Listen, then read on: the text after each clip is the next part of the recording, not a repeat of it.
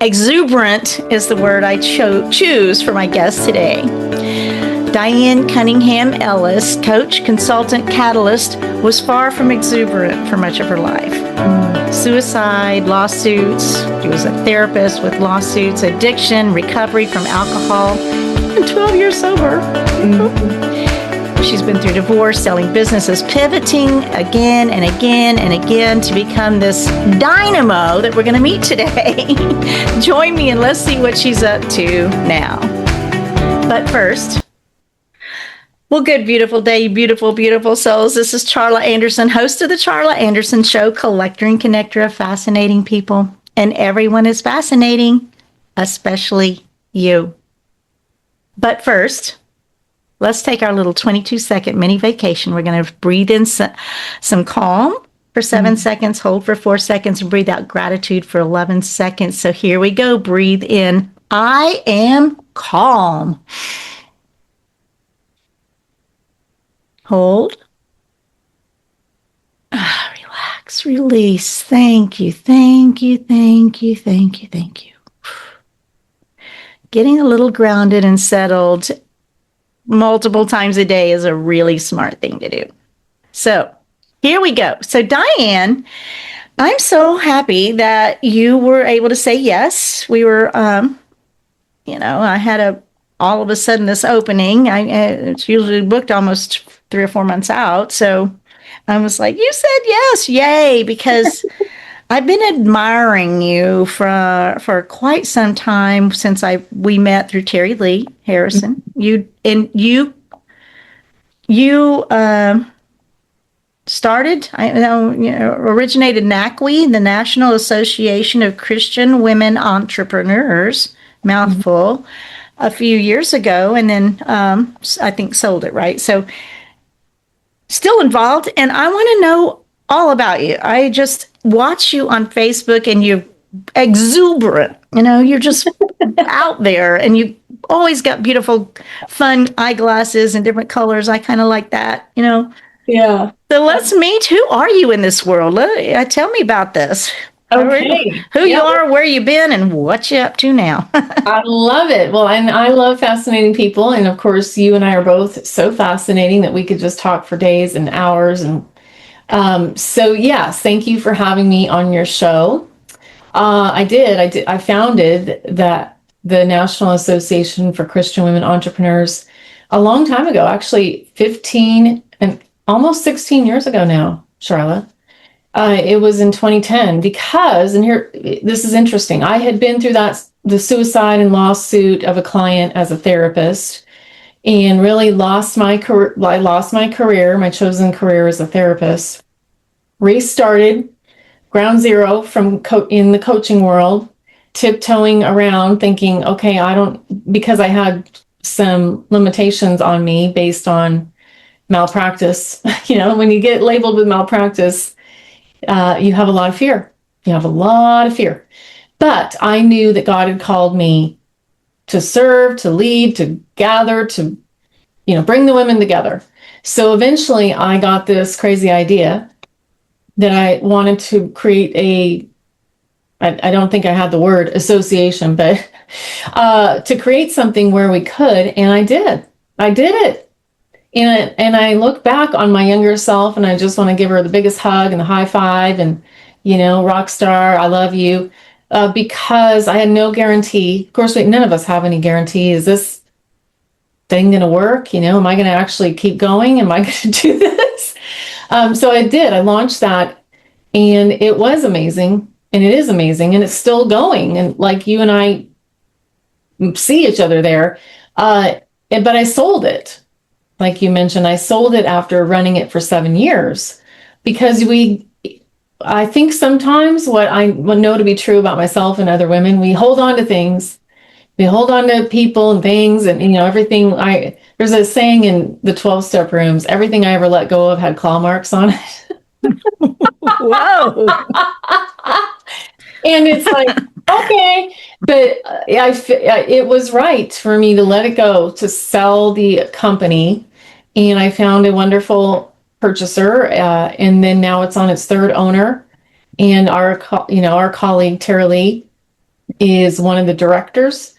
And yeah, it's one of the pieces of my story that I'm really proud of. You know, we have so many parts to ourselves, right? These books, I can see your books behind you. You know about my books. And we have these kind of glamour shot things that happen in our life. And only a certain age group are even going to understand what that reference means. But we have these glamour shot things, but there's a whole lot of shit that's going on underneath, the ups and the downs and the turmoil and the just the letting go. When is it time to let go of something so that we can go to the next mountaintop? And so much uncertainty, we don't know. We don't know what's next. And so you're a brave girl. I am a brave girl. Thank you. I own that. I received that. Yes. No, but that's the truth. You're courageous out there, and I call myself bold faith, no fear, outrageously courageous and outrageously optimistic, and all those things. And I see that in you, and probably more than I even see it in me. So it's kind of, on Facebook primarily, I think you're just so out there, and you've got a great free. Let's go ahead and get that out there. A free Facebook group called Brave Women Nation, right?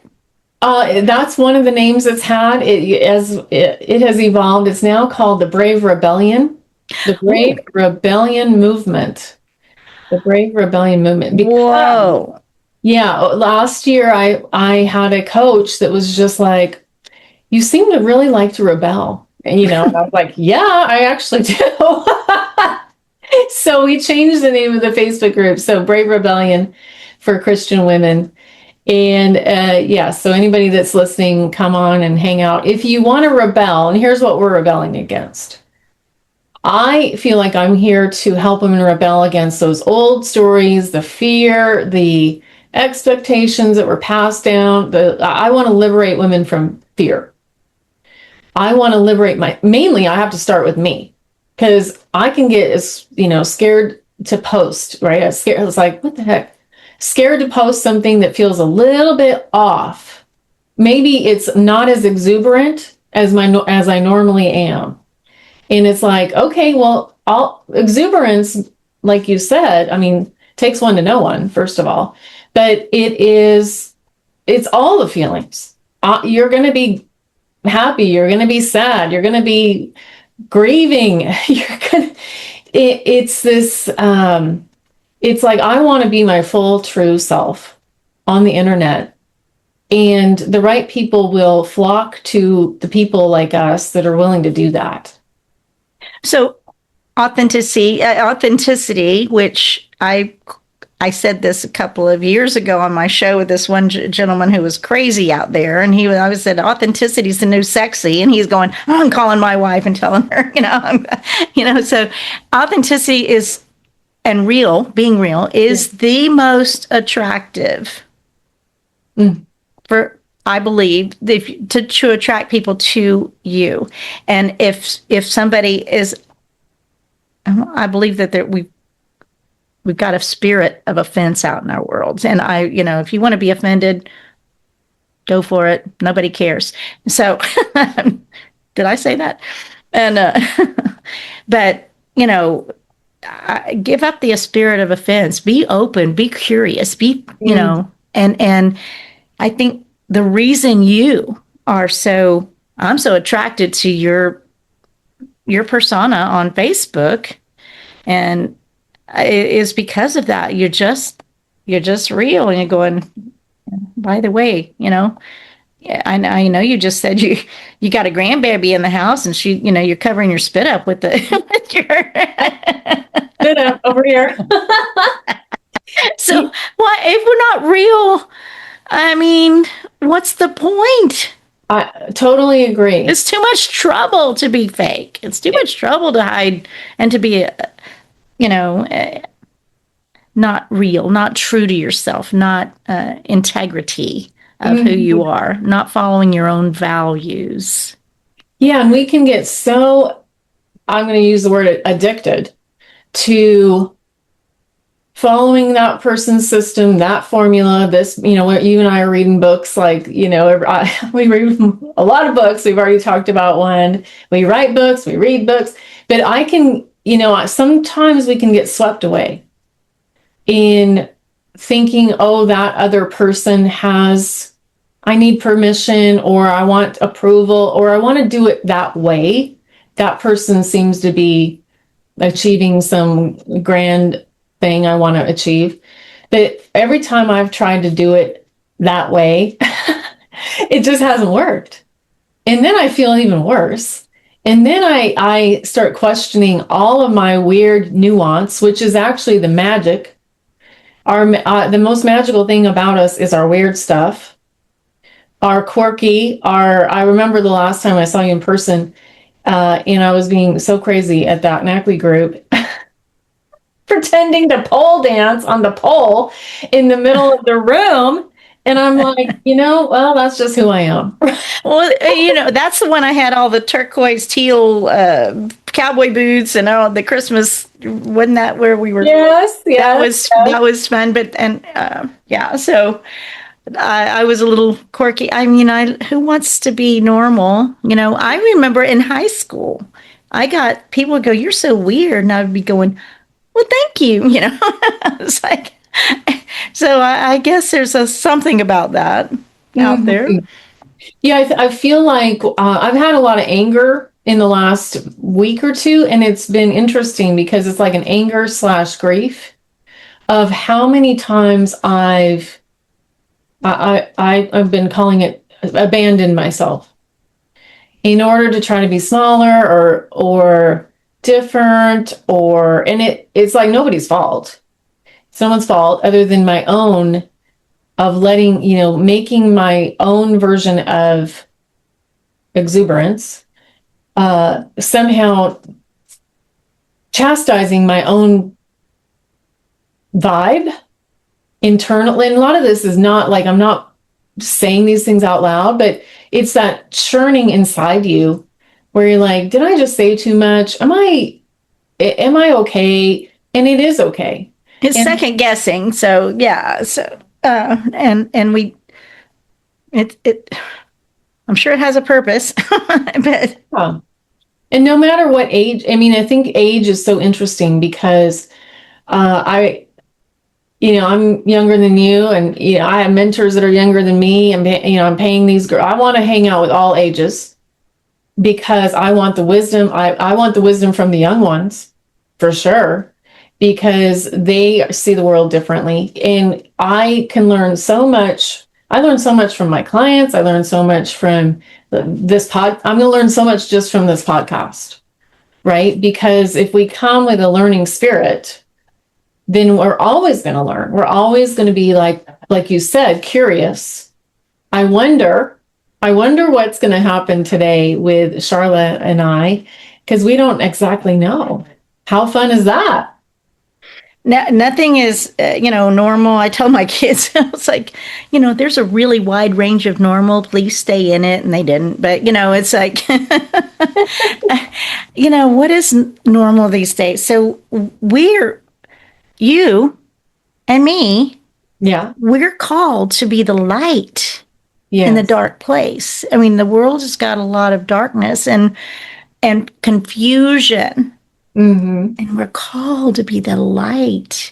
And that's my goal when I leave, is like, if I walk out the house, of like, just let me bless people who can, whether we speak or don't speak, but they feel the love. They feel the acceptance. And I think that's what I see in you.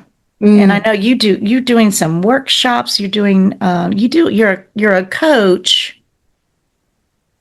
And who are you coaching? What are you looking for out here? What's your your target audience, the words we're talking about.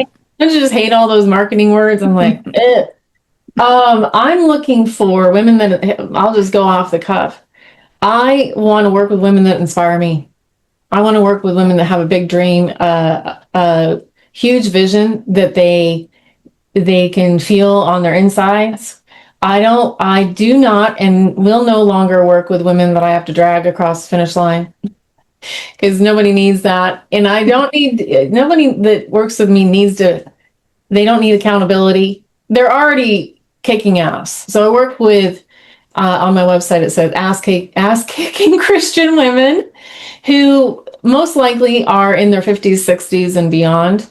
Most of my clients are in those age ranges. Some of my best clients are in their 70s, actually, and I love them. I have a mastermind that I love. I've been running one continuously. Yes, continuously for 11 years. So your book, and because people listen more than watch, the Mastermind Effect we're showing is your number one best-selling book over the years, I believe, The Mastermind Effect. And you've had an active mastermind for 11 years? Seriously? Continue. Is that weekly, monthly, or? We have done it every which way, my dear. So at my first, and thank you for reminding me that not everybody can see us holding up the book. So the book is, Mastermind Effect. It's on Kindle. It's on Amazon. Subtitle: Amplify Your Success Together. And I wrote it in 2023 because all of a sudden I was like, gosh, I guess you have a lot of experience. You've been doing this for a lot of years. It wouldn't be 2023 then. That's when. That's only 2 years. Well, I wrote the book after I'd been running the mastermind. Okay. Yeah. So wait a minute. I thought you wrote it before you started your mastermind. No. So my first mastermind I launched in 2015. And so, yes, it has been, I've had 2 women in there. The first year there was 2. And I just care, as I didn't know if anybody would join, and 2 women joined. They actually changed my life. I changed their life too. And I've had 16 women in there at one point. It's smaller now. I'm fine with small. I love small. It's intimate. But I wrote the book because I really wanted to show other women and men, actually a lot of my men friends have read this, how they can look for the right mastermind. Or I actually coach people that create their own. I coach people to create their own because it's changed my life and helped me make $1 million in the last 10 years. And not just from that, but from a combination, because it's just one of the pieces. But I just love, as you can hear, I created a national association, sold that because I wanted to move more into this kind of higher level, higher circle of intimate transformation. More, so a smaller circle does get intimate. You have a lot more connection, I would guess, really close connection. You get to know each other. Yeah, one of the women that's been in the mastermind, she's been in for 9 years out of and I'm like, do you still want to stay in? And she does. And it's become her community. It's probably become I would call it a point in your week, or that moment that you lock in. This is my moment of my week. This hour that I have here is my main moment of my week that everything else kind of centers around, right? So and what I love and what I've done since the very beginning, sometimes you think, wow, you are really a wild thing. From the very beginning, I've hosted these added retreats and events into it. And I thought that was just normal. There's other masterminds, they don't ever get together in person. But we actually have lots of in-person events. Some are here in Dallas. We've gone on trips to Colorado. We've gone to North Carolina. And then because I love gathering the women. So you've probably seen me talk recently about my heart art retreat. Yeah. That looks so fun. Oh my gosh. Yeah. I've layered that. So sometimes it's like, there's women that want to come to that aren't in my mastermind. So I open up the door, other people can grab tickets to these things too. And what this goes back to is what you mentioned before. When I tap into all of the best coach I've ever had, I've had a lot of coaches, as we all, but she gave me this full permission. She's like, yes, add in, art to your business. So I have all this art. And I said, I think I want to do this heart art retreat. She's like, yeah, that sounds great. Let's go, let's create that. And that's just this full permission to bring my recovery from addiction to my business, bring my creative vision, bring painting, bring and it just felt like freedom. That's beautiful. And I want you to, so I was just thinking I wanted to come back to, my show, a lot of it is about overcoming and hope. I mean, that's where it began. Let's just tell the stories of people who hasn't, but some people are a little more compelling, the deeper stories than others, but we all have them. And so, I mean, some of the things you were, you sounded, I think you said you started NACWE while you were still in an addiction or in. Yeah. Oh yeah. And so how did you functions, I guess, in a way, to the point where you were able to create something so profound, and how did you? I mean, some of that story. How did you find yourself in all of that after you had gotten your career stripped from you, right? Because of you were a therapist. Yes, I was a therapist. Like a counselor, I'm going to say this just because I can. That's my show. But I say that I feel like therapists and coaches deal with the opposite ends of the system. I mean, a therapist is looking backward, what happened, what went wrong, and a coach is what's possible. I mean, does that make sense to you? And because you've been both now. Yeah.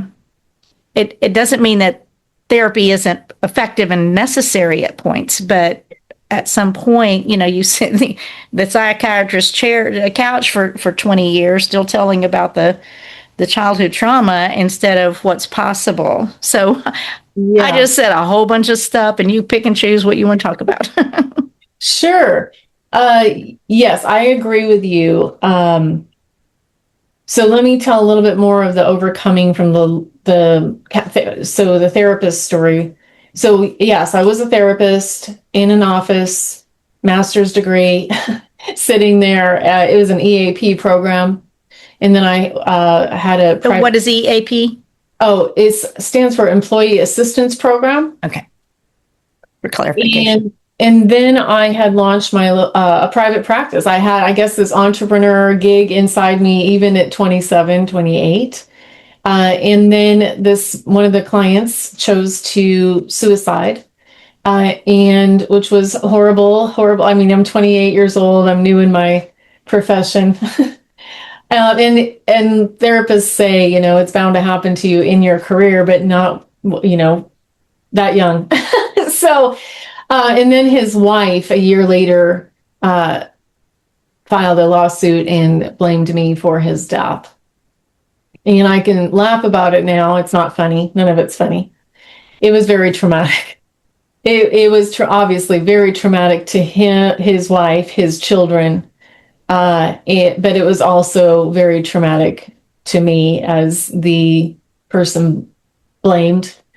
And so I walked through a 3-year legal battle, fighting for my license, fighting for my career that I had just worked so hard to receive. And by the end of that, Charla, I was labeled with malpractice. And it was very hard. I can feel it even now just talking about it. I can't fathom the depth of heartbreak and disbelief, I'm guessing, too, because I'm going to guess you really didn't do anything wrong. I'm going to guess that they couldn't accept that there wasn't some other reason. Right. They couldn't accept the responsibility that he took, which is the, in some ways the most selfish act there is, right? Because you leave people Yes. unhealed. I mean, just hanging. Yeah. And so that was I don't know that might have been the wrong term to use, but no, really, it's a really horrific situation, and to blame someone else, it's not. I mean, in a way like that, makes no sense to me. Mm-hmm. I mean, to ruin somebody else's life, I don't know. I'm always looking for the win-win. So it's really hard for me to understand the desperation that she took, right? To Yeah. to go that far. And anyway, it didn't bring her husband back. No, it didn't. And I've worked many years in with much therapy and coaching / therapy / groups / healing / circling up. This has been a deep topic that I've, for many years, I felt like I wasn't allowed to make money because I had to pay the price of this man's death. And so just this deep, like, I'm repenting, I'm serving, I'm giving, I'm leading, and if I get anything, great, but this is my curse almost. Does that make? I would call it a limiting belief that we make up something happens, we make up a story about it. We plant the story back here in the back of our subconscious and don't know that we did that. We made up a story. We made an F in 7th grade. We plant it back here and continue to prove, see, I told you I was stupid when it was just an F. It was a bad decision. You didn't study, whatever it was, you made up a story. And that is a very tiny, small, simple example of the things that we plant that run our lives. Yes. So you, somehow or another, we're going to find out, how did you break out of that limiting belief that you're not allowed to make money, or that you've got to pay for somebody else's choices. Yes. Because you have done that. You have made the money now. You have become what would appear, I think, in most people's eyes, and I think probably in your own eyes, successful, relatively successful. I mean, it's not you're not Elon Musk, but nobody else is either. So yeah. So it's all a series of events, right? So, because of losing that career and journey, that actually led me to coaching, which gave me back my purpose. How I started was as a life purpose coach, because it was like, well, I was looking for mine again too. So we always coach what we're. Let's do it together. Come on. And those women began to hire me for marketing training. And I was like, what do you mean marketing training? I don't have any skills in that. They're like, yes, you do. And let me buy some training from you. And that then, of course, led my courage to create the National Association of Christian Women Entrepreneurs. So all those things were happening over a series of 6 years. And I was still, as you brought up, I was drinking alcohol. I was drinking every night to cope with the trauma, the confusion, the unknowns, just the fears. I didn't drink all day long, wasn't an all day long drinker. But, when 5 o'clock hit, there was a margarita getting served somewhere, or an appletini for damn sure. or wine, it didn't matter. And so when I created the National Association, I was still drinking in the evenings. I was in my first marriage, and that marriage ended about a year after I created NACWE. That's the acronym we call it. And my drinking got worse, right? So with alcoholism for women, a lot of it can go real fast when it gets towards the end. And I didn't have a husband. I had no children. I never was able to have children, which was a grief, so I had the grief, like, if we look at the grief, the lawsuit grief, the marriage grief, the lack of children grief. And so my drinking was like, well, who's going to see it? Nobody. And so it got worse over those last couple of years.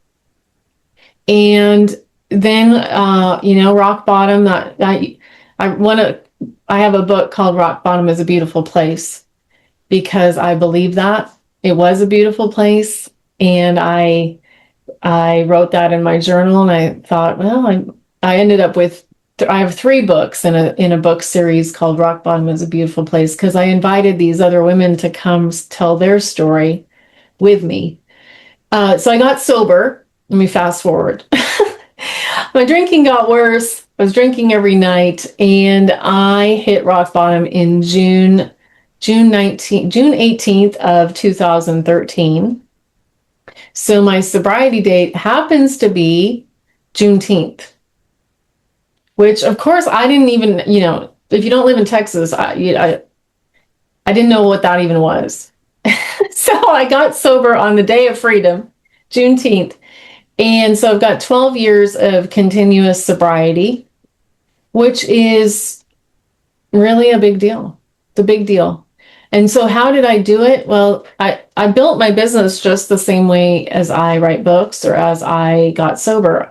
I show up with exuberance every single day, one day at a time, and try to be the bravest girl I can be, and not numb and not hide and not try to be someone other than I really am.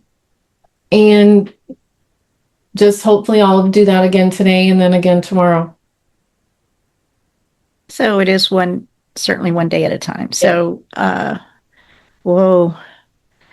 When you say rock bottom is beautiful, now that's kind of a shocking phrase, because at the time you probably didn't feel like it was beautiful. I'm guessing it didn't feel beautiful at the time. It didn't, but when you're at rock bottom, there's only one place to go.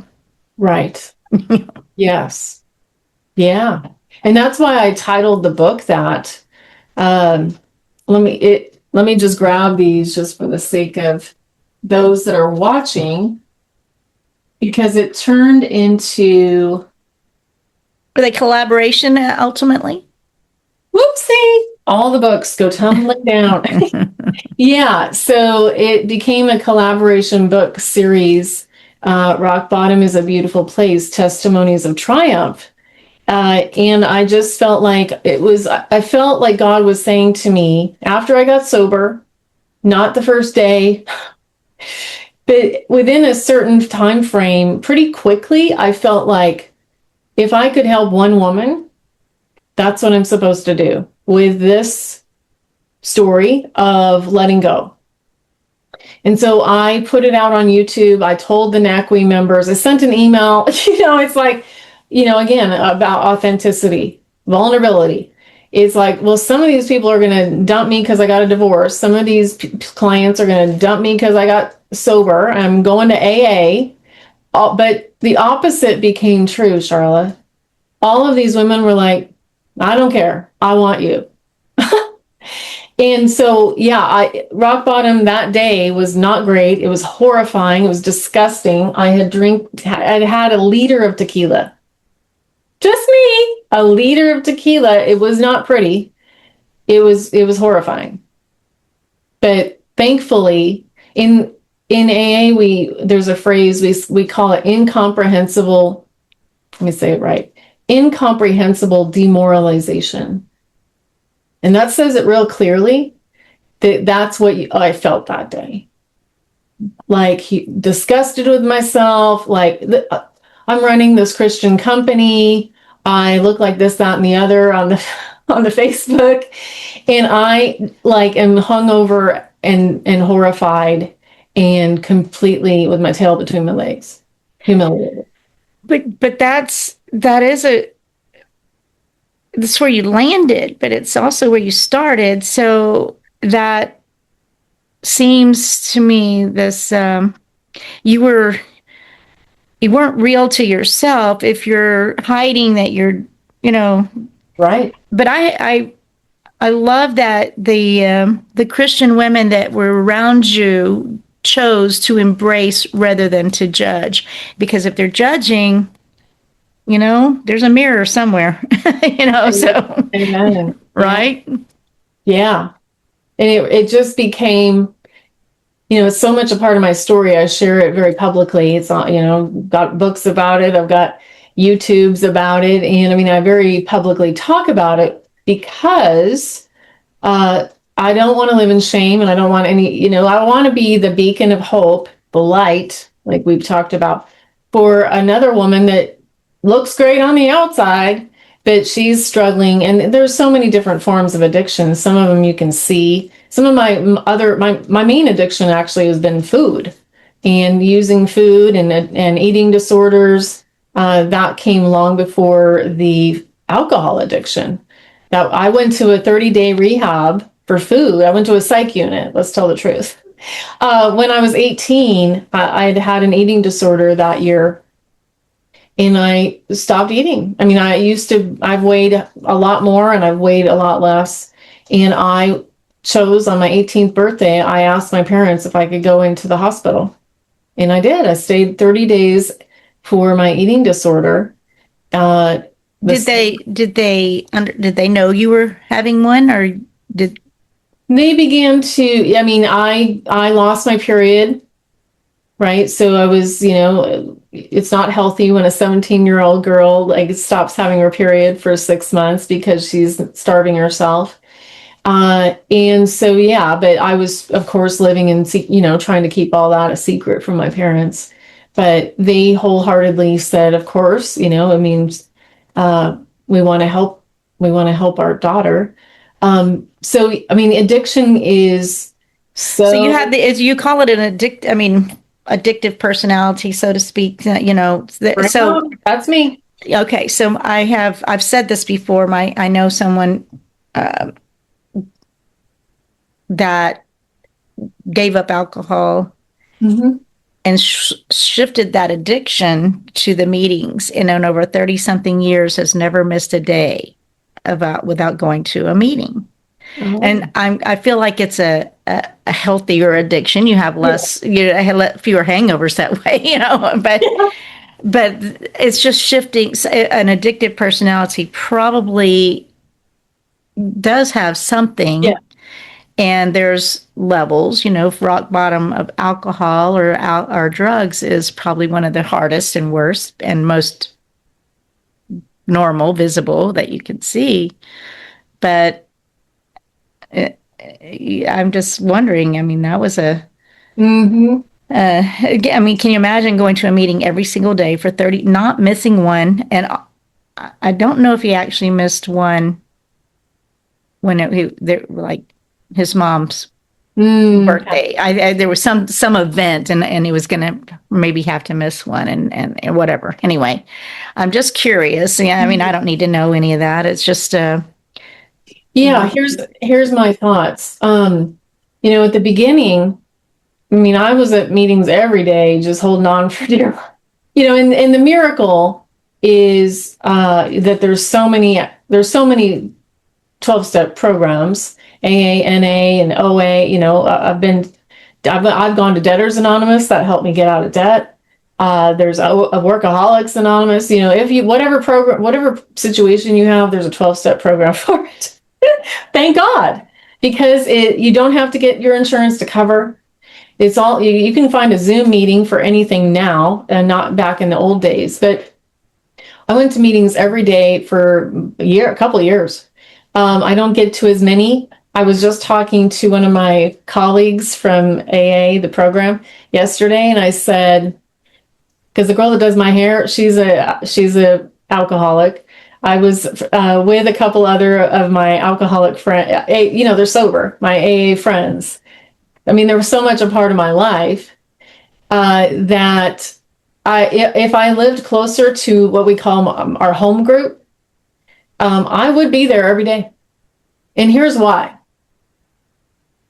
Because it's like you feel so much better after. It's like a breathing. It's like a little meditation almost for an hour where you're like, ah, you come in, you're kind of rattled, you're a little shaken. It's not that I feel like drinking. I don't feel like drinking. It just is such a grounding. Life is okay. We're all good. And oftentimes it's like, I don't want to go over there. I don't want to drive down the road. But often I've learned those are the times I actually need to go the most. Why? Because I might need to be there for the girl that just walked in today, for hope and to give back and to be it's like I don't need to be Miss Self-Centered, all about me and my business. And so, the more meetings I can get to for me, have I gone every day like that guy? No. But you can kind of feel it like creeping up on you, like, oh my gosh, I need to get my ass over there because you get a little cranky. Maybe it's it's just the calling. Yeah. There's two things, and I think I believe that the two most important words in our language is I am. Mm-hmm. The two most important words, that's God's name in you. That's the breath of life in you. When every word matters that you speak, because you're saying I am, and are you cursing yourself? Are you blessing? So I have run across people that have created some different. I've got a beautiful friend that has created a woman in the rooms or something like that. That she's created an online safe place that's Right. not AA. It's similar to AA. I mean, it's similar. You're right. Because it is effective. Yes. But years ago, I was like, if you have to say I am an alcoholic, every time you walk in there, you're claiming something you don't want. You're claiming something you don't desire to be. And so I that's a question, I guess. I'm asking a question. I just feel like that's a game changer for me. I don't want to claim something that I don't desire. So is that something they still require you to say every time? You can say whatever you feel. Some people say that. It's just, some people say I'm recovering. I am a recovering blank, whatever, your situation is. Or some people say I'm recovered.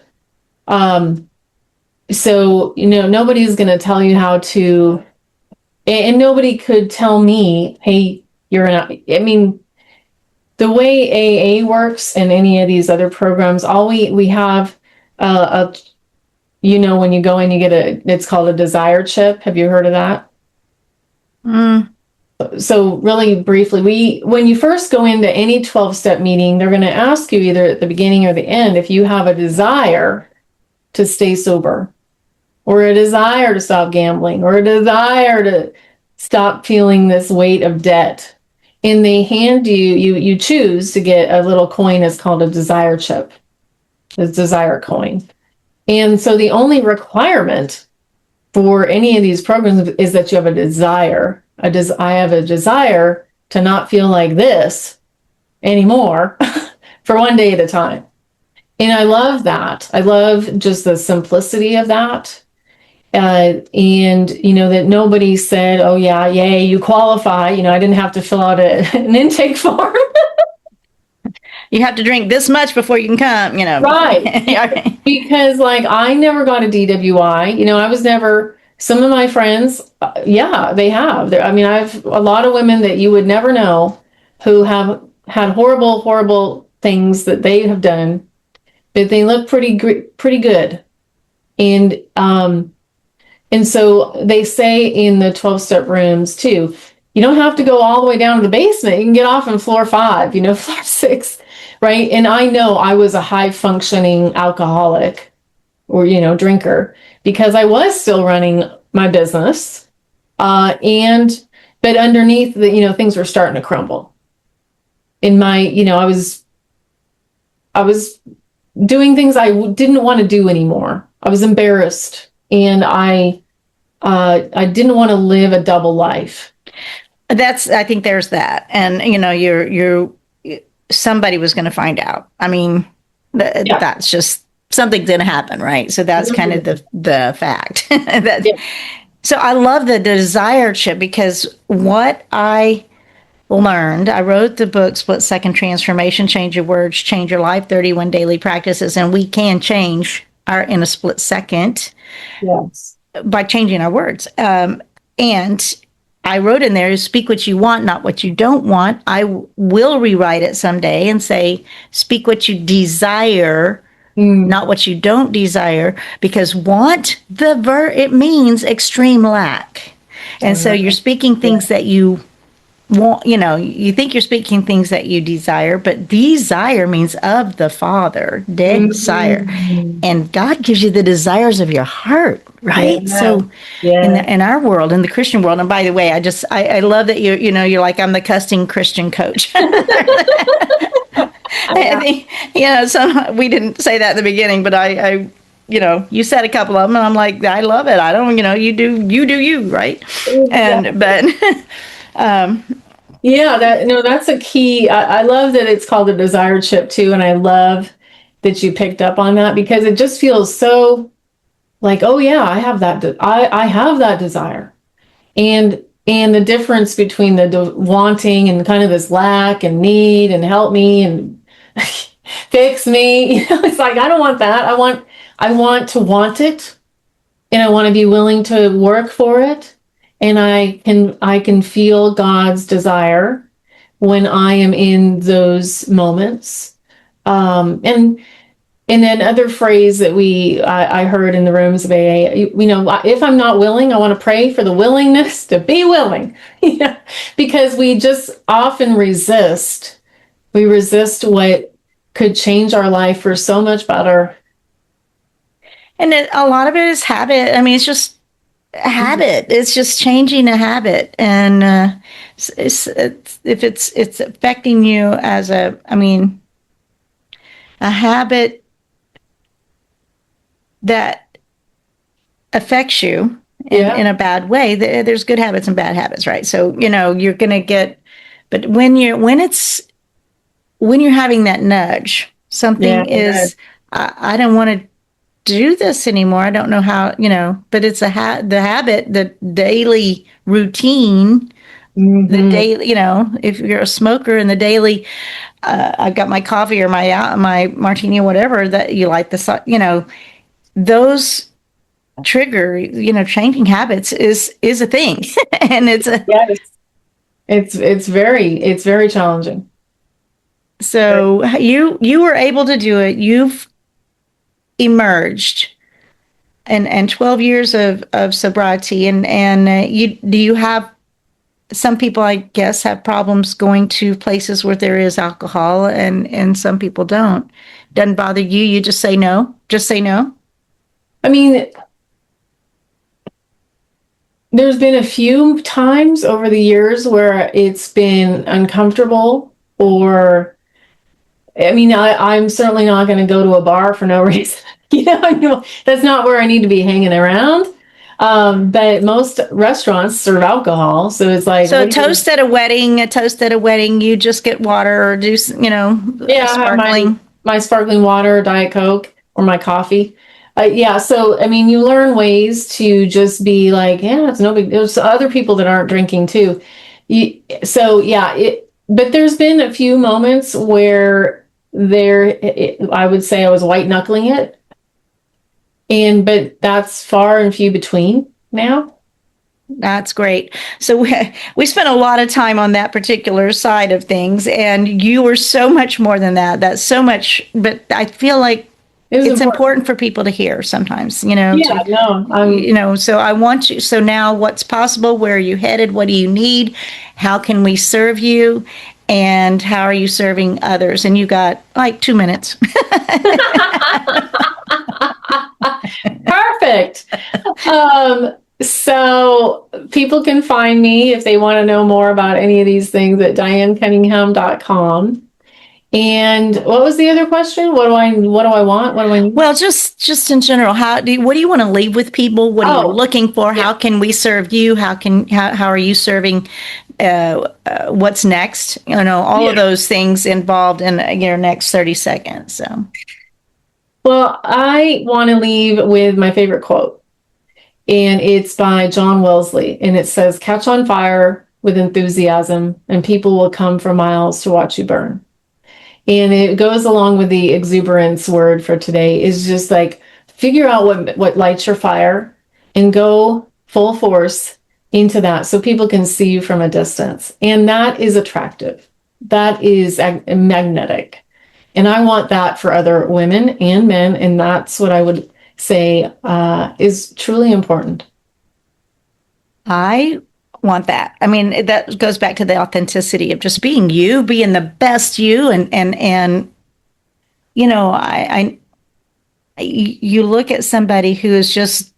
My son was like this as a very young cat,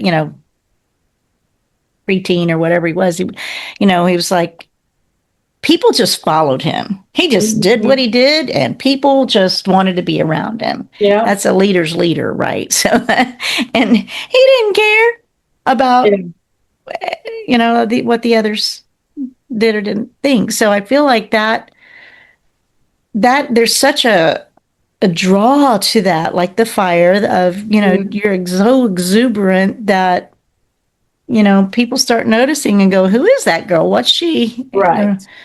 And so how you manage all that is another conversation, because I'd love to know that too. How you? Yeah, you'll have to have me back on the show. I will. We can go hang out. We can have coffee. Yeah, I say lunch or liquids, but the liquids are coffee and coffee or tea. So I'm grateful for your time. I think I think it's been a couple of months ago. I've known you now for about a year or so, not really well, but seen you around, right? And a month or two ago, I was like, she's doing something I want to know more about. I want to be like her. I want to be like her when I grow up, whatever. Have this, because, so to be more, I'm really, Charla's really looking to expand my visibility, so to speak, and see and figure out exactly what that looks like. I still don't know, but but it's fun, and it's fun to watch you. So I appreciate your time today. Thank you very much, especially since you took it away from your I call them grand blessings. Oh, yes. I'm going to go back and hang out with her now. But thank you so much for inviting me. What a blessing. It's been good, and I'm really I'm in awe, and I appreciate you, and I thank you so much for your generosity today. Thank you, Charla. And DianeCunningham.com, and it's spelled normal. Spelled normal. Spelled normal. Well, blessings. We'll be in touch. All right. Bye. And remember to always choose joy.